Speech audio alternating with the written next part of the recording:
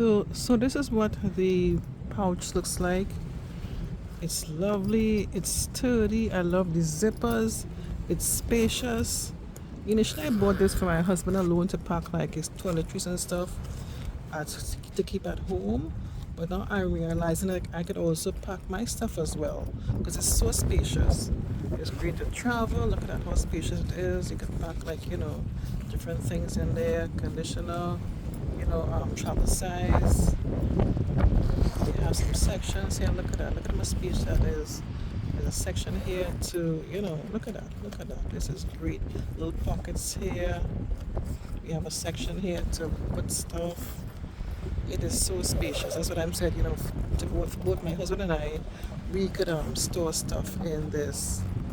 This is super awesome. Look at this. And there's space at the back here as well. Wow. And check this out. This section here, the packaging in here is just basically, like sort of waterproof. So if anything spills, you could just wipe with a damp cloth, and you're good to go. It wouldn't damage the bag or anything like that. Super awesome. Really nice. And there's a handle at the side here too as well. Yeah, great for travel, or if you just want to like pack your stuff at home, your toiletries, have everything in one place, nice and organized, you could use this as well.